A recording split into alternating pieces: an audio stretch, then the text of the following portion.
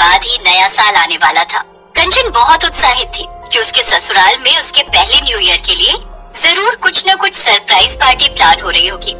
इसलिए कंचन बहाने से अपनी सास से इस बारे में पूछ रही थी। मम्मी जी, आप सब नया साल कैसे मनाते हो? मेरा मतलब है कि मेरा तो इस घर में पहला नया साल है, तो मुझे क्या करना होगा? करना क्या है, जैसे हर दिन होता है वैसे ही नए साल का दिन होता है। हाँ, अच्छा याद दिलाया। विनय के पापा को फोन कर देती हूँ, थोड़ी गजक रेवड़ी मूंगफली लेते आएंगे। अरे वो तो 31 दिसंबर की रात में वो टीवी पर जो नए साल के प्रोग्राम आते हैं ना, वो देखते हुए खाएंगे। बड़ा अच्छा लगता है, सब मिलकर एक साथ टीवी देखेंगे। रुको जरा, मैं तुम्हारे ससुर जी को फोन मिला लूं। जी ठीक है। अपनी सास की बातें सुनकर कंचन उदास हो जाती है, तभी उसकी सहेली शीतल का फोन आ जाता है। क्या तेरे ससुराल में नए साल की कोई पार्टी प्लान नहीं हो रही? इस मामले में मेरे ससुराल वाले तो बहुत अच्छे हैं। पहले उन्होंने मुझे कह दिया है कि उस दिन घर पर कुछ नहीं बनाया जाएगा। मेरी सास ने बोला है कि उस दिन तो मैं आराम करूंगी और बाहर से खाना आएगा। अच्छा है यार, तेरी किस्मत बहुत अच्छी है कि तुझे ऐसा ससुराल मिला। मेरी सास ने तो बस यही प्लान किया है कि वो जो पिछले कई सालों से करती आ रही है कि नए साल की रात को बस गजक रेवड़ी मूंगफली लेकर टीवी के आगे बैठ जाओ और टीवी पर आने वाले प्रोग्राम वो देखो जैसे पहले देखा करते थे। यहाँ तो वही सब कुछ अभी भी होता है। सन 80 और 90 की बात है।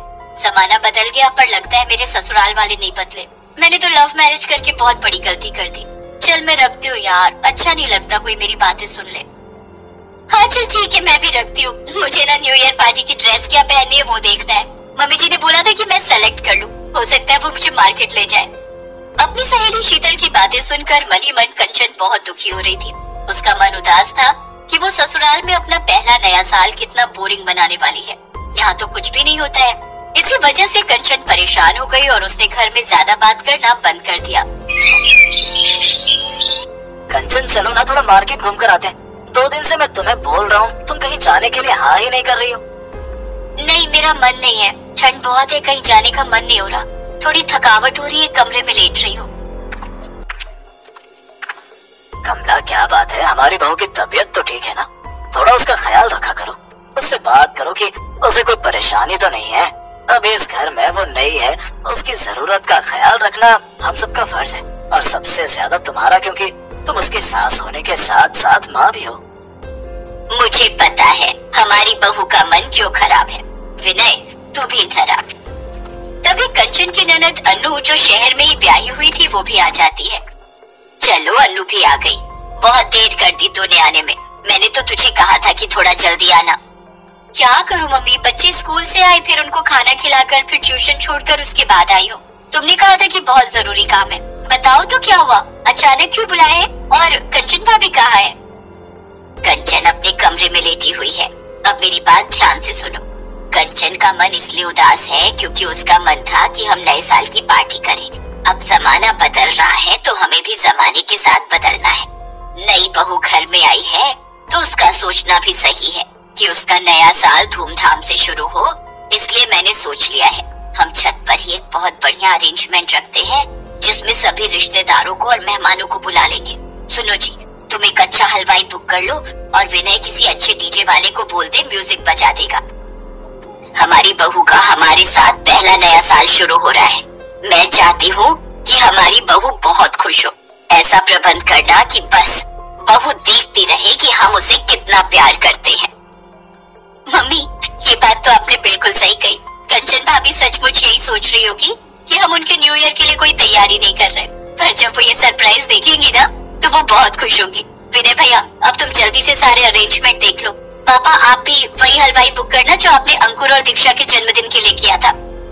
हाँ वही करूँगा, वो हमारा पुराना हलवाई है, उससे बढ़िया कोई खाना बना ही नहीं सकता। पूरे शहर में मशहूर है वो, शुद्ध देसी घी का खाना बनाता है, बढ़िया। अनु तो एक काम कर, केक ऑर्डर कर दे फोन पर, मैं तब तक डीजे वाले को फोन कर देता हूँ। ठीक है, मैं केक वाले को भी फोन कर देती हूँ और बाकी का डेकोरेशन तुम देख लो छत पर कैसे करवानी है। और फिर कंचन की सास की कोशिश से उन सब ने मिलकर नए साल की पार्टी के सारे इंतजाम कर लिए। नए साल की पार्टी के लिए जब तैयारी शुरू हुई तो कंचन हैरान रह गई। वो कुछ कुछ समझ रही थी और उसने अपनी सास से पूछ ही लिया, मम्मी जी ये किस चीज की तैयारी चल रही है? अरे नए साल की पार्टी है, कि न बहू, हमारी नई बहू का हमारे साथ पहला नया साल है। हम ऐसे ही थोड़ी जाने देंगे। खूब धूमधाम से रात को पार्टी का आयोजन है। जल्दी से अपने मायके वालों को भी फोन कर दो, उन सब का भी खाना यही है। अब बाकी सब तो तुम्हें पार्टी में ही पता चलेगा कि सब तुम्हारे लिए क्या क्या सरप्राइज रख रहे हैं। न्यू ईयर की पार्टी मम्मी जी? तो क्या आप लोग मेरे लिए न्यू ईयर की पार्टी अरेंज कर रहे हो?